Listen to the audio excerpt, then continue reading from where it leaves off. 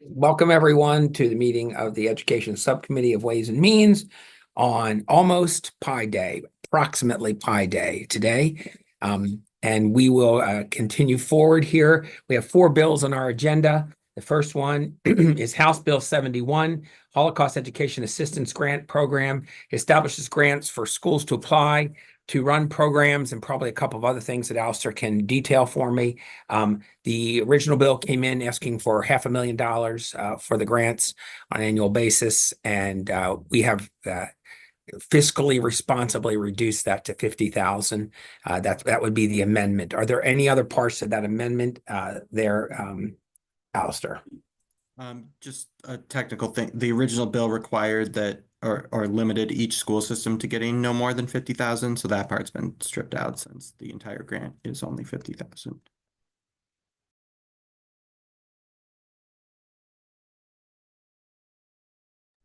I believe our illustrious chair froze, or I froze.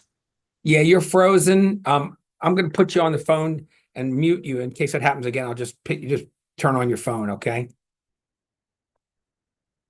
But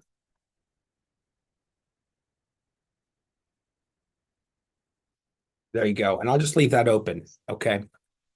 All right. So I talked about the reduction in the amount. Was there anything else? No, not of substance. Okay. So let's move on that reduction. That's the amendment. Does anyone have any questions about the amendment to the bill at this time? Okay, seeing none, I'll take a motion on the amendment. I move. Move favorable. Do I have a second? Second. All in favor of the amendment, please raise your hands. And we're at unanimous among the folks here. On the bill as amended. Frozen. Here we go. Okay, I got a hand raised, which I'm going to take Chow Wu as being a motion favorable. Do I have a second? Moved and properly second. Hornberger seconded. And so on the bill as amended, do I have a motion? Oh, we have the motion. Sorry. We'll vote. All in favor of the bill as amended, raise your hands. See a bunch of hands up. I didn't see any nod up, so we're going to assume that passes unanimously. Okay, we're gonna go to House Bill 226. This is a bill that specific to Anne Arundel County, but does establish a new set of procedures. We're nothing not open-minded. Anne Arundel County, the essence of this bill is that the number of days required for the year would be lifted, and they would adhere only to the number of hours in the year, which in the case of an elementary school in code is 1,080 hours. In Comar, that 1,080 also exists, but in Comar, high schools have a number that is 1,170 hours. The amendment, there are many amendments to this bill, and I have them here somewhere. Just a second ago. All right. I think I can do them from memory, but it's on that pad. I have a pad of paper somewhere. I got it. Yep, here it is, underneath the bills. Okay, among the things we're going to do is we are going to sunset this bill. The Anne Arundel County folks were fine, so was the superintendent. We're going to try this for 2 years and put a sunset in. Because we are a little concerned about making sure, since we're lifting a restriction here, we're going to ask Anne Arundel County at the end of the year to report the number of hours they have accomplished on a day-by-day basis. They don't have to give it to us every day, but at the end, they have to say, on this date, we had this many hours, on this date, we had this many hours, and so forth. We are also going to, I want to get this right, so I'm going to let Alistair say it. We are not putting a lower limit on the number of days. We considered that. And when they report the hours to us, they cannot count the number of intended hours. If they open late, then they have to reduce the number of hours of instruction that day, or if they close early due to weather, they would have to reduce the number of hours of instruction that day in total. That's all I've written down, Alistair. Are there other amendments on this? There's one other one, sir. The County Board of Education has to, maybe 2 other ones, I'm sorry. They have to, if they're open for fewer 180 days of attendance, they have to ensure that hourly employees are presented with the opportunity to make up lost work and other duties. And additionally, there's a requirement that if the county board elects to use this novel scheduling model, they have to do it for all schools in the district. They can't pick and choose. Thank you. Any discussion on the amendments? Okay, seeing none, I will take a vote on the amendments or motion on the amendments. Move favorable on the Fa- amendments, Mr. Favorable Chair. motion, and do I have a second? Second. It's moved and properly seconded, Delegate Wilkins and Delegate Miller in that order, respectively. All in favor of the amendments, raise your hands, just signify by saying we're all on camera. I see all hands up. And now on the bill as amended. I see Delegate Move Hornberger. favorable. Yeah, okay, we'll take the favorable motion. And do I have a second? We'll do that first. I have a second from Delegate Miller. Delegate Hornberger, I saw your hand up, or was that a voting hand? Voting hand. Delegate Fair, I see your hand up. Thank you, Mr. Chair. Just a quick question. I've been kind of tracking this bill since it was introduced because it's, Alistair, this is a completely new concept for our school systems, any of our school systems in Maryland. This That's is, we have correct. never lifted the number of days requirement out. It gets reduced some years due to emergency, but school systems apply to the State Department of Education for a waiver on those years as the year progresses. And do we have any state studies that back this model suggestion up, or any research that we've done statewide here in Maryland about this? None have been placed in front of me. The superintendent of Anne Arundel County Schools worked under a similar model in Kansas City. That's what we kind of have to go on there. Okay, so there is some history Somewhere in the behind nation this, it's been somewhere done. in the nation. And we it's been did a done. survey. You should know. Some states require a number of days. Some states require a number of hours. Lots of states require both, as we do. Yeah. All right. Well, I do want to thank Mr. Chair, your work to make sure that there's a sunset date in here and that there's some reporting requirements in here, because I'm always more comfortable if we've studied this issue before we move forward, but I'm comfortable with knowing that we'll have reports and a sunset in place in case things do not work out. I thank you for your comments on that. Anyone else have a question or a comment on the bill? Okay, seeing none, we have a proper motion and a second. All in favor of the bill as amended, please raise your hands. I got all hands up, so we are unanimous on that. So that bill then will be sent to the committee for a vote. Next bill is House Bill 1025. This is something, it's hard to pronounce, but it's NASDTEC Clearinghouse School Vetting and Hiring Transparency Act. What this bill would do is it would create a access to NASDAQ, if you will, that will be able to look at employees and their backgrounds. Each county will be part of the program. The state will actually pay for each county to be part of the program. And we will say, we have an amendment that would say that we're not going to require counties to go back and look at everybody they've hired. They will use this vetting process going forward when they're hiring people into the school system who have direct contact with students. Alistair, want to correct any of that or add to it? Yeah, just slight tweak of that. As the bill came in, it required each county to join NASDAQ on their own. And that would mean that they would have to pay the annual fee on their own. The amendments make it so that the state will pay for each county and also make the bill, as you said, prospective rather than Prospective. That's the term of art there, isn't it? So, somebody might be curious what it would cost for a jurisdiction to be a member of this for a year. Yes, the annual fee for membership in NASDAQ is $500. So we're it'll cost talking the about state. $12,000 for the year, each year for this. That's Okay. right. And the state itself is a member already. Okay, there you go. Delegate Hornberger. Yeah, so on the amendment, I know the federal government process for background checks, they've now moved to rolling, whereas every 2 to 3 years, they're doing a recurring background check on folks. So you said this isn't prospective, which I'm kind of have some concerns there. Oh, no, it's only prospective. You don't have to enter in. That's our amendment, right? Our amendment makes it prospective, I believe. Am I correct? Okay. So is everybody going to get a check? Is everybody going to get another check in 2 years? How does, what does this look like? So under the amendment, I believe it would only be people who join or switch positions within the school system going forward. As the bill came in, you would have to check all your current teachers as well. Yeah, so the situation that we had, I believe it was Baltimore County, it was someone who was already an existing employee Right. that had the problem, and I thought that was kind of the impetus for the bill. But Yeah. with the amendment, it wouldn't, Sorry. with the amendment now, it wouldn't grab that guy because he was already in the system. That's accurate.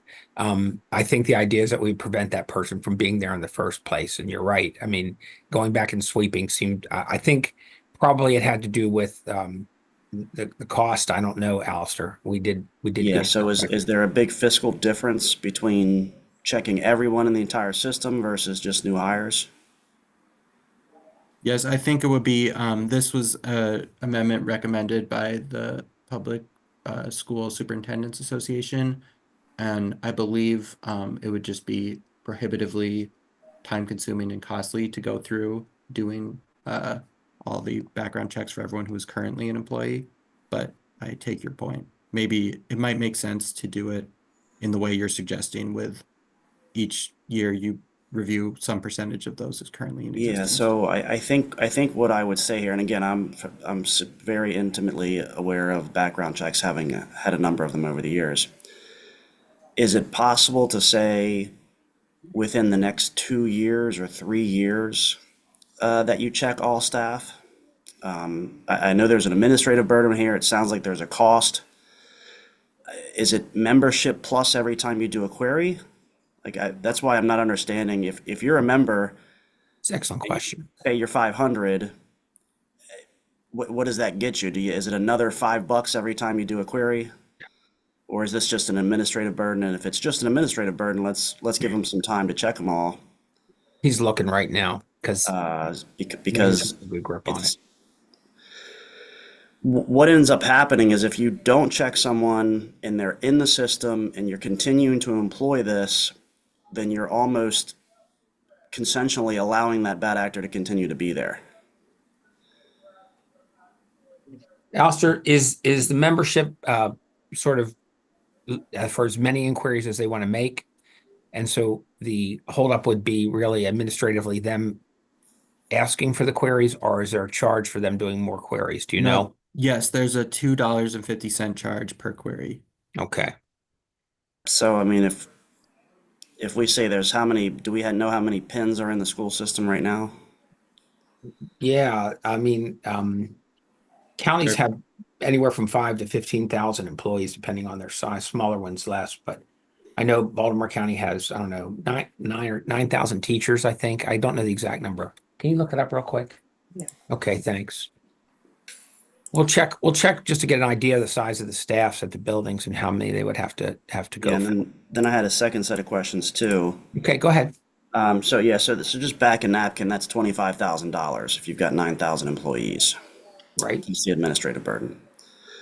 The second is the fiscal note speaks to how you get on this list. It has to be a finalized administrative, infraction. But I'm still not clear on how is that getting on the list? In other words, is the state submitting all personnel actions as they occur? How does do you have to submit your information yearly? That's the part I'm not understanding of how things are memorialized. I'm leaving these to you, Alistair. This is detail. So Yeah, I'm sorry. I'm not a great expert on the NASDAQ process, so I can do some research and try to get back to you, Delegate. Okay. Unfortunately, I don't have those Yeah, answers. so just wrapping up here, I appreciate that this is a labor-intensive process and there's a nominal fee that's associated with it. I would really like to amend that amendment to where we give them a few years to check everybody, because otherwise this is just a pointless endeavor. All right. So where's the Senate on this, Alistair? What did they do? They messed around with it a little bit too. Can you just give us a sense of where we stand vis-a-vis them? I'm not sure. I know they were planning on taking it up under similar posture as the one that we have. I think that is something that they're doing today, but I'm not totally sure if they have adopted this exact Okay. amendment or not. Okay, so just for a sense of scale, coming back, I've had the numbers handed me. Baltimore County Public School System has 21,000 employees right now. Over 9,500 of them are teachers. I assume the balance are ESPs. Some of them would be employees who don't have direct contact with students, but a majority of them would be, I would think. So I would say, around 20,000 is what Baltimore County would have to do just in its current employees, and then going forward, they would have to, actually vet people as they go forward. I don't see anybody online here. Maybe Akila, but I don't see anybody else online who could shed any light on this. And Akila, I don't want to put you on the spot because this isn't really your jam, but you're very smart. Do you have any insights for us on this? Thank you, Delegate Epperson. For those of you who don't know, Akila Lean is our government relations person for the State Department of Education. Yes, good afternoon, everybody. I just joined in. Can you let me know which bill? Yeah, we're looking at House Bill 1025, which is the NASD-TEC that will be provided for counties. Delegate Hornberger and I think I saw Delegate Miller nodding on this. Are thinking the way we thought we'd amend the bills, we would do it prospectively going forward. We're discussing the possibility of asking counties to do it reflectively back to in a certain amount of time use a system to vet all the people that are currently working in the system. Can you shed any light on that at all? We know we're getting the cost. We understand that. I don't know if you have anything to offer there. Well, I'll tell you what, I think that's a good idea. And I think you might get some pushback, of course, from the LEAs, because then what happens is you're going to have folks who have already passed the clearance and the hiring process. And so now what happens if we find something? How will the districts handle that? It could cause a major issue with, in addition to the teacher shortage, you're going to have other people now, their jobs are going to be on the line. So we should think that through. But I think it's a good idea. I will let you know that they just had a pretty lengthy discussion about this bill on the Senate side. Yeah, good, because we need a little information on that. Yep, it got voted out of committee favorably. There were a number of questions, though, around whether or not NASTAC should be the named clearinghouse in the bill. There were some folks who wanted MSDE to do some research on what other clearinghouses are available. Okay. We've done a little bit of research. We think that NASTAC makes the most sense because of the way that their platform is set up. And Okay. so we did provide some of that information in our letter, and we're happy to defend that. Also want to let you know that Senator Hedelman made an amendment yesterday in committee, which would require MSDE to be the one to register all of the local education agencies, which basically the point of that is to make sure that every education agency is tapped into this and we're not leaving it to the LEAs to do it. So that's good news. We're fine with doing the registration. We're under the understanding that Budget and Taxation will be providing an allocation for this. It's going to cost less than $25,000 for Right. it to be done. And so we're under the impression that we're going to get an allocation on this if it passes the Senate floor today. So is there an additional fee, though, for each inquiry? Alistair thought maybe it was about $2.50 in addition to the membership. And in that case, first, is that true? Do you know if that's true or not? I can confirm. I'm not sure, but Alistair's probably right. Okay. He often is. Yes, exactly. So those fees but it would be covered in whatever the allocation is that B&T gives us. Okay. So we're So that asking. would be just for scale, and it's not terrible. If you took Baltimore County, it would be in the neighborhood. If that was an additional fee, it would cost them an extra $50,000 or so to conduct this. I don't know if that's serious over a period of time or not, but just wanted to give you a scale on that. Delegate Miller. Just definitely along the concerns with Delegate Hornberger as well. When we are doing it for my profession, because we are now going through the background process, is there a way to do it something at certification or recertification, or would that take too long? I kind of like Delegate Hornberger's idea better of just giving them a timed process to get it 3, done. 5 years, 2 years, something like Yeah, that. I mean, that's another, we're doing it at recertification. Okay. So, I do have an answer, I think, to Delegate Hornberger's previous question about when information is entered in. I think based on the testimony that NASDATEC gave the committee, that it happens at the point of administrative action. So if someone is admonished in some capacity, the State Board of Education, I believe, would enter that into the NASDATEC record. Keela might Okay. have better info on that. Yes. I see our resident expert. She's put her hand up, and she is a resident. Akila, did you have something you wanted to say? Yes, Chair Ebersol, I just wanted to confirm that what Alistair shared is right. Okay, thank you. Yeah, you can use that, as I say, it's often a safe bet. Delegate Fair. Thank you, Mr. Chair. Akila, just to raise the issue and make sure that everybody's comfortable, if MSDE decided they wanted to switch the software company third-party system that they use from NASDAQ, you all are comfortable knowing you have to come back to the General Assembly to ask for that authority to switch companies? Yes, Delegate Fair, that is correct. Hopefully, in an ideal situation, we wouldn't have to do the switching, but we'd like to confirm that this would be the ideal clearinghouse. But in the event that we do, then yes, we would have to come back to you all. I will say that would hold up the process of doing all of this. So ideally, we wouldn't want to go that route. But yes, we would do that if we have to. Okay, thank you. I just want to clarify that. Thank you. I got a couple other people online, and some of you don't have you have initials and things. Do any of the other people who are here have any expert advice they want to offer here? I see Joy and E. Schwartz. Okay, they're just listening in, it seems like. Okay. Delegate Miller, your hand's back up again. I don't know if you put it up by accident or if you meant to. No, I just wanted to follow up real quick with Akila, if she had any idea, did the Senate discuss this part of it where about current employees? Were there any concerns about that at all? Great question, Delegate Miller. That did not come up at all. So there were no concerns, whether from us, MABE committee members, about what you've just asked. So that's also interesting. So I think we've got some unanswered questions here. I don't think we're ready to move on this amendment yet. I think we'll answer a couple of questions. We may come back as a committee this afternoon later for a quick meeting on just this bill, but I think you all should do a little investigation. And Delegate Hornberger, I appreciate the thought process here. And I think we just need to hold on this.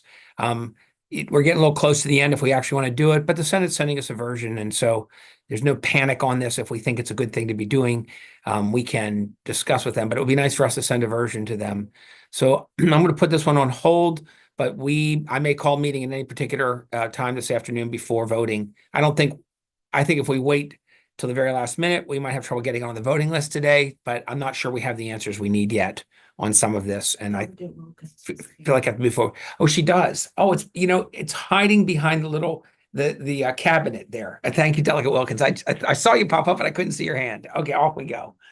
No problem. Just a quick question, Mr. Chair. I just wanted to confirm that this wouldn't be at any cost to the educators. That's true. Okay. There would be no cost to now we've discovered there would be no cost to join with the local school system.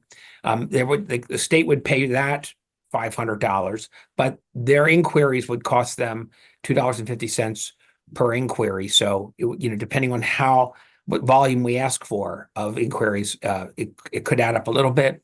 As I said, if you take all 21,000 employees in Baltimore County and say they all have to be vetted, and I don't believe they all would have to be.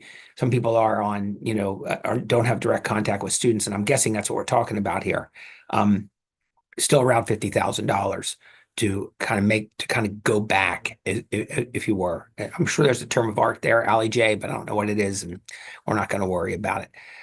So unless anybody would like to move right now, I think I would like to hold and have people, Delegate Hornberger, Delegate Miller, you guys brought up, and Delegate Fair, you brought a modicum of concerns on this. If you would do a little investigation and talk to me maybe quick offline before we reconvene, that would be great. Okay.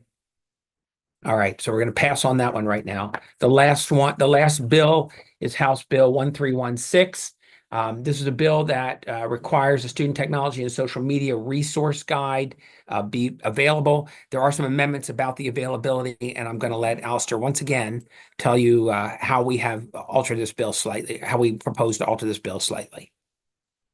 Thank you, Mr. Chair. So the bill requires the Center for School Mental Health within the University of Maryland School of Medicine to establish a social media and technology resource guide for youth in public schools in the state. Most of the amendments are technical, just moving a couple things around in the bill. The main thing they do, I think, is remove mandatory funding for the program. And rather than, so this center has to develop a guide that is distributed after doing a needs assessment and a review of the entire technology space about various technologies that are used by youth frequently. In the bills that came in, they were required to create a presentation out of that guide and present it to schools, and that's been removed. So it's just a guide that is developed by the 2027-2028 school year and then distributed to schools to be published on each county board website and distributed to parents. Thank you. Delegate Fair. Thank you, Mr. Chair. Alistair, I'm assuming based on what you just read that helps to mitigate or eliminate the fiscal note, but do we have any numbers around what this looks like now? I think so. As it came in, the fiscal note was appropriation for 3 years, $100,000 for the first year and $125,000 for the next 2 years. The fiscal note writer said that was sufficient for the center to do its work. Without this fiscal note, they would have to use other resources. I'm not sure exactly how much it would do. Some of their work has been reduced by eliminating the need to make this other guide, but likely they'd have to bear some cost, the University of Maryland, without a specifically mandated appropriation in the budget. Okay, thank you. Any further discussion on the amendment or a motion on the amendment? Move favorable, Mr. Chair. Thank you. Second, I see Delegate Miller. Thank you. All in favor of the amendment, please raise your hands. And there's Delegate Patterson. Nope. Okay, we have we think Patterson's in, but we don't see her. So we've got we have one abstention at this point. All in favor on the bill as amended. Any discussion or a motion? Move favorable, Mr. Chair. A favorable motion. And a second. Yep, got seconds. Thank you. All in favor of the bill as amended, please raise your hands. I got 6 favorable votes and 1 abstention, so we are going to take that bill to the committee. Let's maybe even if the group, the 4 people, including me, if the 3 people who expressed some concerns, if we would like to convene maybe in an hour or so, if we can find some information, discuss where we are a little bit. Maybe we'll bring Alistair in, as long as it doesn't interfere with the early childhood meeting. Maybe we can see 4 of us can meet successfully because we're not a quorum if we do that, so we're okay. So there you go. Okay, I'll look for you guys, okay?